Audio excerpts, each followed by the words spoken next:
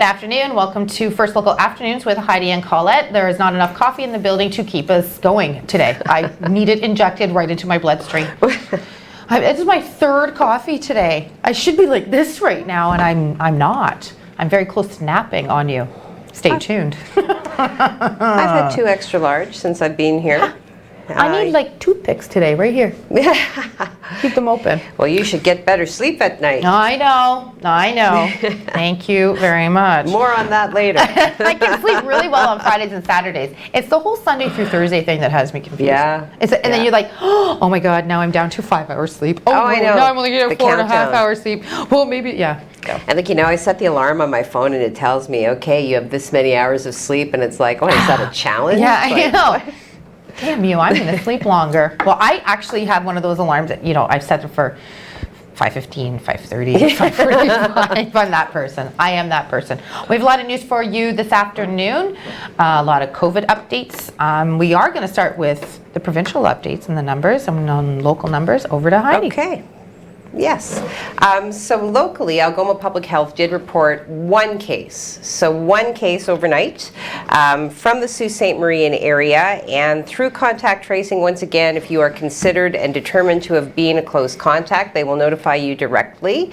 If you do not hear from Algoma Public Health, then you are not considered to have been a close contact and can consider yourself safe from this particular case. So case number 320 is reported to be self-isolating. They have listed the cause of exposure as close contact after having been tested on April 26th. Algoma regions that have reported COVID-19 cases in the past 10 days include Sault Ste. Marie and area, Central and East Algoma, as well as Elliott Lake and area, which brings our tally to 129,624 cases administered locally, tests administered locally, out of which have come 320 confirmed cases.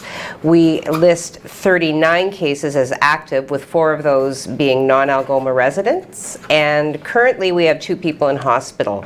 Our number of cases resolved are at 285, and we do have currently 46 cases that have screened positive for variants of concern.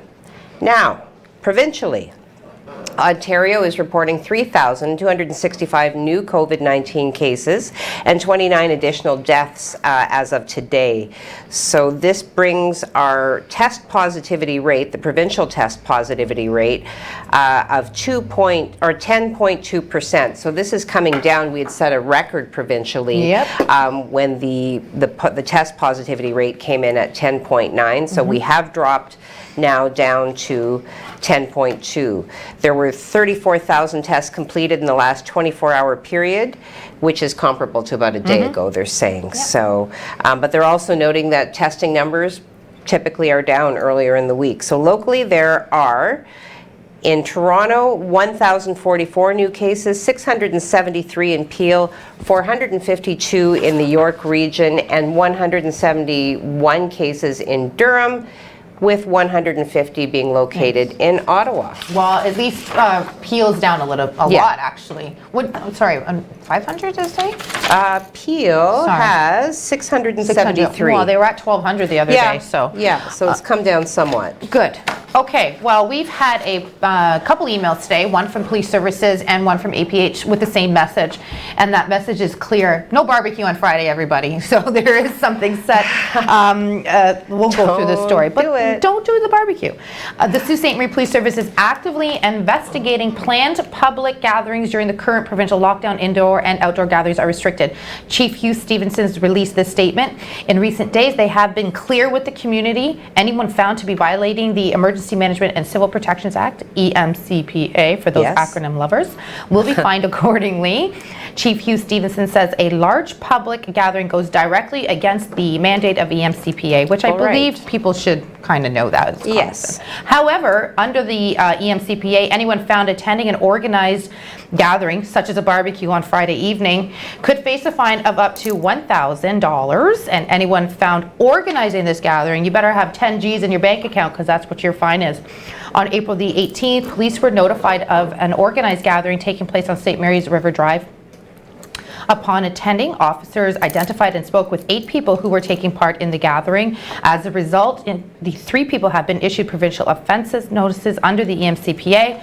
Officers are currently working on issuing the 5 other individuals a province offensive notice. So they are not holding back with regards to fining anyone involved with or planning to have a gathering. Okay. Algoma Public Health is reminding residents that there continues to be ongoing risk of contracting COVID-19, more importantly, the 3rd variant, which Yes. we're all known as VOCs, another Yes. acronym for you acronym lovers.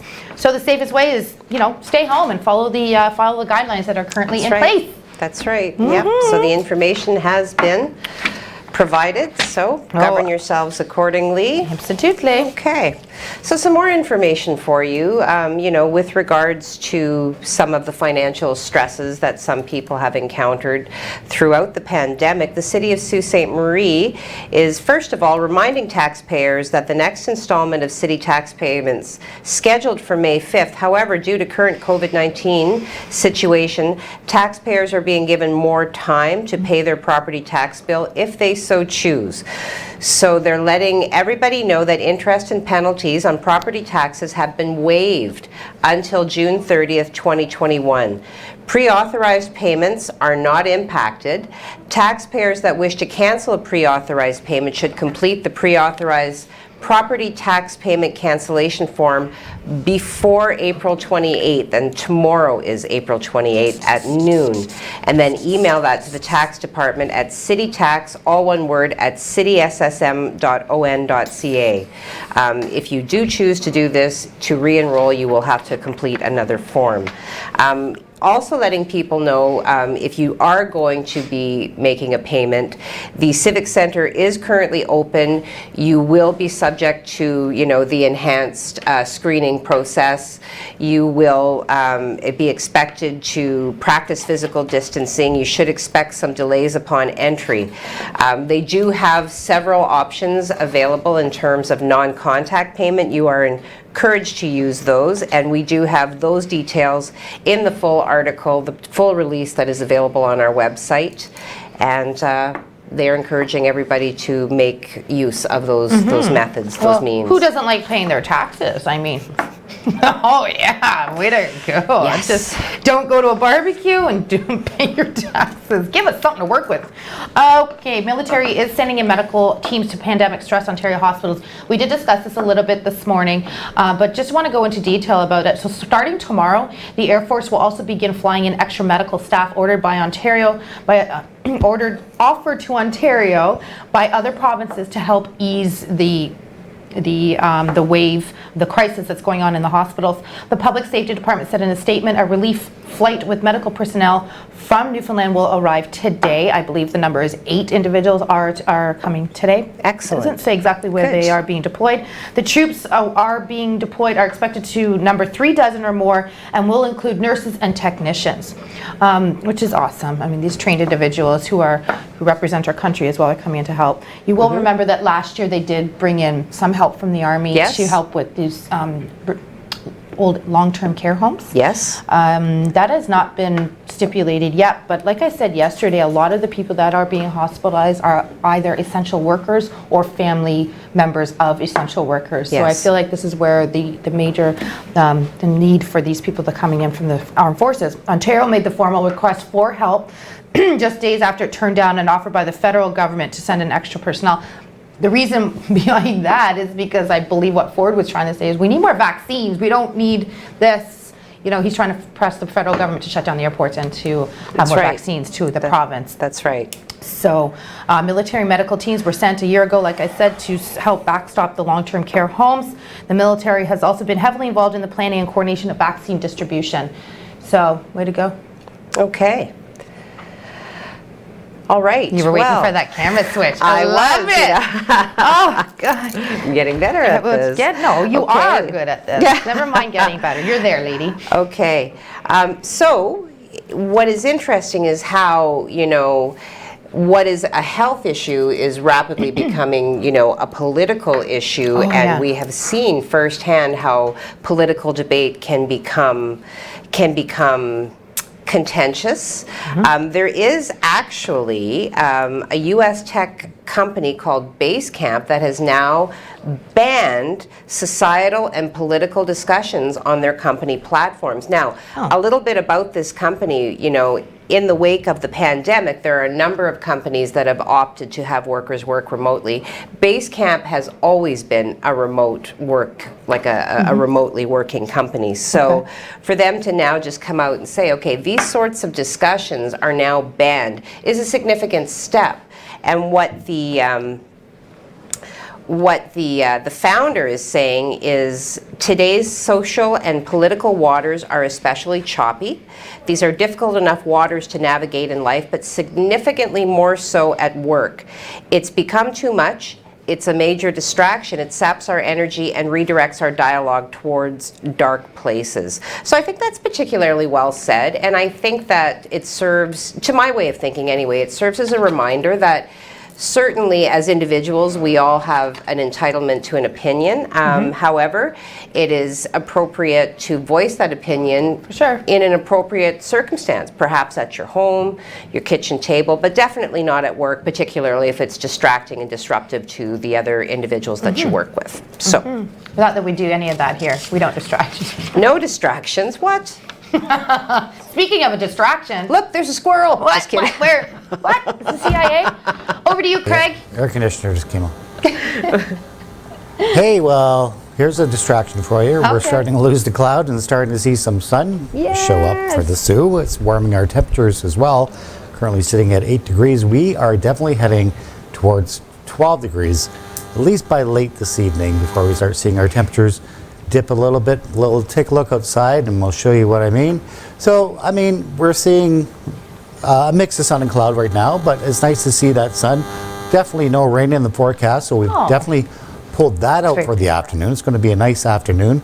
This is what we look like as far as radar goes. We can see, you know, we still have a lot of cloud around, but we do have that break right now, and we will see the clouds redevelop late this evening. And also see another shot of rain come in for the overnight. But other than that, we're going to continue to pick up a light southerly breeze today, which is going to boost our temperature. So this is what we're looking like now for the rest of the day. 12 degrees. We should achieve that by about 5 o'clock. Sunny mostly with some passing clouds. And as I said, we're going to remain dry now until late tonight when another wave of showers comes in for the next 3 days. This is what we look like. For Wednesday, we have a lot of rain coming in our forecast, especially in the morning, lasting till the afternoon. Then we should start seeing a break. Temperatures comfortable at 13 degrees. Thursday, we're looking at 12 degrees. Again, we should be in and out of showers for Thursday. Nothing substantial as far as rain goes. And then we start to finally dry out, but we also start to cool off on Friday as temperatures dip to 7 degrees and with a mix of sun and cloud. I will be back at 5 o'clock with your 7-day forecast, and we'll see you then.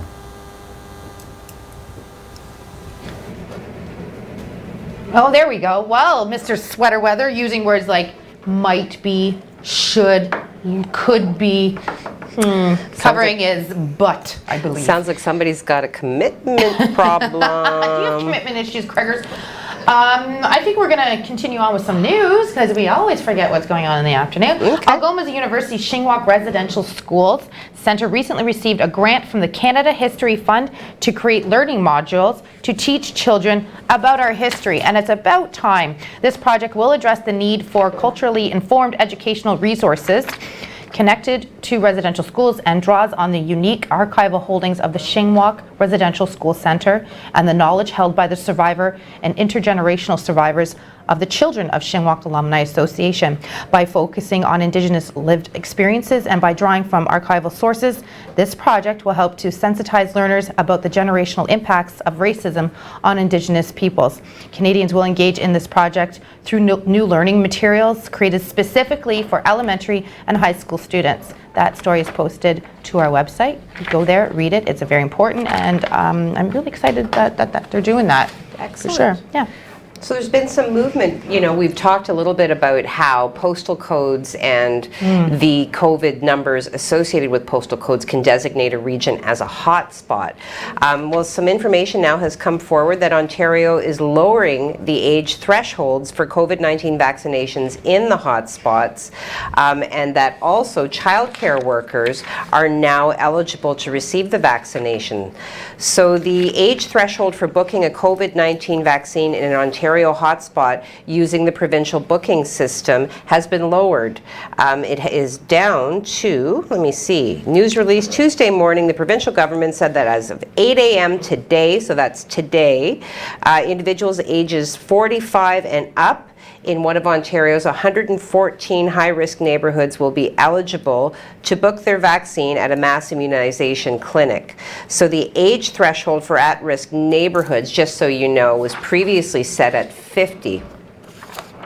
So that's good news for a lot of people as well. The article that we have posted to our website also kind of, if you're interested, can give you information as to what these specific hotspots are. And they're also saying, with regards to the childcare workers that are now eligible for the vaccination, if you work in a licensed setting, you are eligible to book an appointment for a shot using the provincial call center at 1-833-943-3900. And eligible workers will receive a letter from their employer, and the letter must be available at the point of booking and brought to the vaccination appointment, okay? They're also saying that in coming weeks you may see that eligibility expanded to those working in unlicensed childcare centers, but so far they are looking at those who are working in licensed childcare centers. Alrighty. Okay, one more story, and then I think we're going to head to a little commercial break.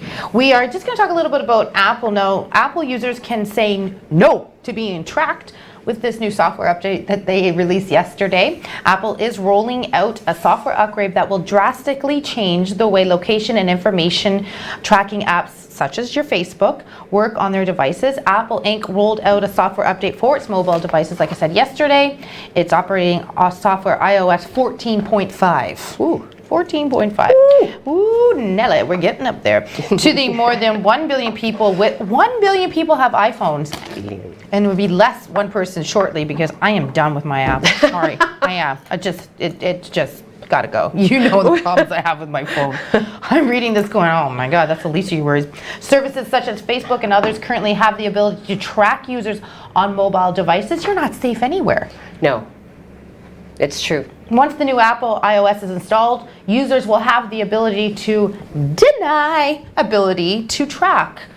Some apps would have much less information about the user to tailor their experiences to. All in all, you have the ability to say, well, you're going to touch on that word later, but we'll just call it deny your tracking. We are going to hit social media. We're just switching things up a little bit today. I don't know, put a little extra groove into our Tuesday afternoon show. Yeah. But we'll be right back with more news after this commercial break.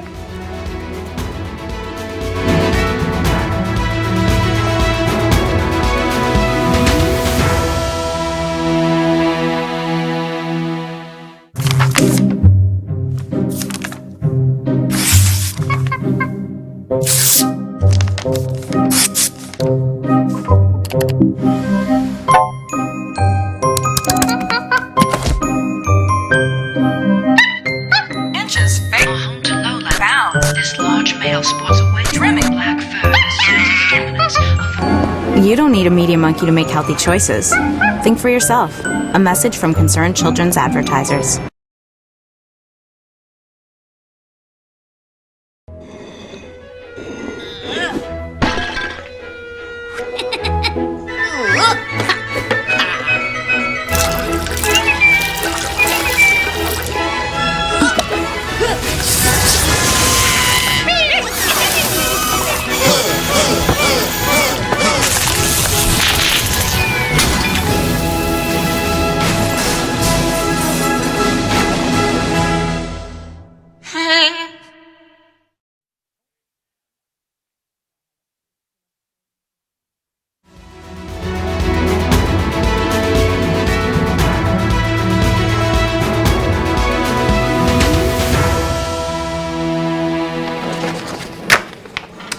afternoon and welcome back to First Local Afternoons with Colette and Heidi.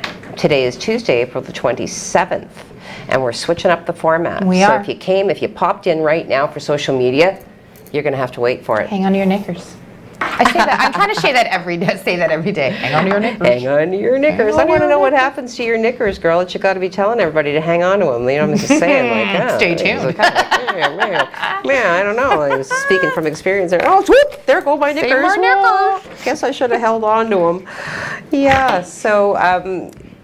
I will. Do you want to go? You want to go first? Sure. You I'm go just first. thinking about Okay, knickers. you go first. You know what? Let's talk a little bit about the amazing people in our community, because this week, with the help of my dear friend and co-host Heidi, we have so many interviews planned, and I just want to touch on that because we really do have a crazy community who really helps out a lot, and I feel like they're falling in between and nobody's hearing about them. Definitely. The first one I want to talk about is the Piper Project. We did interview Ben yesterday, who is doing a marathon, which is about 42K. Yeah. It's significant, and it's going to Sounds take like a him a few hours.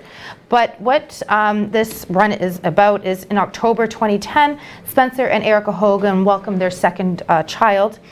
Unfortunately, they never got to bring her home. After the loss of her child, Erica and Spencer started collecting books for the Sault area hospital to provide to new mothers. So when they leave the maternity ward, they're going home with their new books to encourage the love of reading and words, which Heidi and I like to encourage every day. Definitely.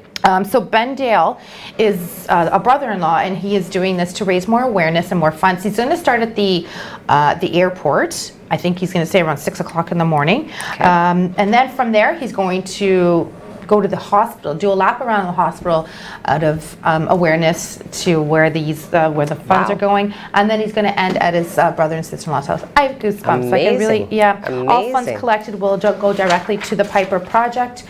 We will have this on. We do have this on our On TV YouTube page, so go look at it, and the run is July the 10th. And quickly, I also interviewed Abigail Johnson from Clean North. This is super cool. So during the pandemic, I know, super cool, hang on to your knickers. During the pandemic, some grocery stores and stores were not allowing you to use reusable bags. So you had to purchase the plastic ones.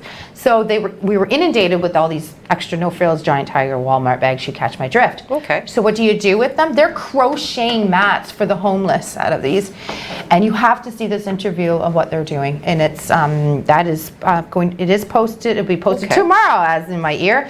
And I do have a couple more, but we only have a few minutes left, and I want to make sure you get your stories in. So we'll come back with more of our community support shortly. Okay, well, we did report previously on a particularly horrific fire that happened in Sudbury that did claim the life of 3 people. We wanted to provide an update to indicate that a second man has been charged. A 48-year-old man, in fact, charged on Saturday with 3 counts of being party to first-degree murder, being party to attempted murder, being party to arson with disregard for human life, and conspiracy to commit murder. The charges come after a 25-year-old was arrested for the same offenses last Wednesday. Investigators do say that flames broke out at a residential building in the early hours of April the 11th. They say 4 people were inside the unit where the fire began, and a 37-year-old man managed to escape by jumping out of a second-story window. Police say that a 26-year-old woman died at the scene and a 50-year-old man died in hospital. A 33-year-old woman who was critically injured in the fire died in the hospital nearly a week later. Police say that the investigation is ongoing, and they are asking anyone who has any information with regards to this event to please come forward. And just to update you on the fatal collision that occurred on Glee and Second Line yesterday morning, we have not received, Dan Gray is actively pursuing comment from the police services, but they're still under investigation as to what happened. Once we receive more information, that will be posted. We have not forgotten about it. No. Yeah, let's social media it up, sister. Okay, well, I have been challenged by Mr. Craig Huckerby. He overheard us having a spicy conversation in the lunchroom. So I have been challenged to see if I can communicate this without are losing our PG rating. So we are big fans. Read it. Said the We are pirate. big fans of acronyms on the show, and we have made no mistake about that. So I was regaling everyone with, I'm literally filled with useless information. At one time, medieval times as a matter of fact, it was practiced that if some of the common people, under the rule of the king, if some common people wished to procreate, they did in fact have to make application to the king for permission to do so. If their petition was approved, then they were supplied with a license. They were provided with a license that they could then post on their door, and the license advised everybody that there was fornication under consent of king. Whoa, what's that acronym So there's stand your factoid, and I'll let you determine what the acronym is. And I think I pulled it off, Craig. What do you think? I think you did it explicitly well. There. I mean, La. hence the acronym for. All right, everybody. So let's let it fly here on social media. If you have any feedback on my ability to relate that information while maintaining a PG rating, I'd like to hear it. Too bad it wasn't FUCQ for Queen. Well, at that time it was a king. I know, so. but I feel like the cancel culture is going to be all over that. Okay, but it wasn't me. Okay, all right. Okay. Jim Whitty beat everybody to the punch this he did. afternoon. Jim said, afternoon, ladies. Well, Jim Whitty, afternoon to you. I'm still waiting for the manket. We need the manket. Manket. Okay, Bradley, a close second. Still listed as a top fan, Bradley. Afternoon, lovely ladies and everyone else. Well, thank you, Bradley. Always very So complimentary and much appreciated. Much appreciated, Alexis. We love compliments. Bev B says, afternoon, ladies, with 2 exclamation points, 3 closed-eyed winky smiles, and then a starry smile. I love those I like the emojis. starry I smile. like the emojis. Okay, and here go Brad and Jim again. Okay, hey, Brad says, hey, Jim. How's your day going, Jim? Debbie W says, good afternoon, ladies. Good afternoon to you, Debbie. It's very pleasant to see the sun. I hope that wherever you are enjoying that. Wearing sweaters, though, because it's still sweater weather. Sweater weather. Like sweater sweater weather. Sure. Weather. Marilyn, good afternoon, beautiful ladies, and everyone else with a smiling cat, 2 tulips. We have a masked emoji. We have a smiley emoji and a sunshine. Good afternoon. Inika, good afternoon, everyone, with a wavy hand. You're with no food? You're not eating? You're not eating today, Inika? Come on. You wanted some salad and wine and pasta. Meet the bull. And, that's a little bit light on the social media this afternoon, but I always grow concerned that I've lost somebody in the void. So if you have, popped up and you've sent a greeting and I haven't responded to it, it's not purposeful. I simply don't see it. So. Well, excellent job, Queen. Thank Okay, you. we have 1 minute left, apparently. Tomorrow's Zoom interview is going to be with the Alzheimer's Society. Yes. I'll have more deets on that. Yes. And we do have the St. Vincent's coming up with the Hunger Games, which is we're gonna have some more information, which is super cool idea. Awesome. Yeah. Awesome. Do What the a sign. great What's the sign idea. again? The Hunger Games? Oh, yeah, she does this, I right, think. So right. Yes. Okay. Katniss. Katniss. Gotcha. Okay, so we've got I can't I said. remember the whistle. There's a whistle. Yeah, I don't know. See, I'm just going to come up with Negan because Negan also whistles, and Jeffrey Dean Morgan can sometimes cloud my brain, but that's a different What's your show. guy's name again? Momoa. Momoa's getting jelly. Well, Momoa. I'm gonna go off What did script. you I'm just done. say? We're gonna show it. We're gonna 15 seconds. What shall we discuss, my friend? Look how flustered she is just at the thought of Momoa. What's his first name again?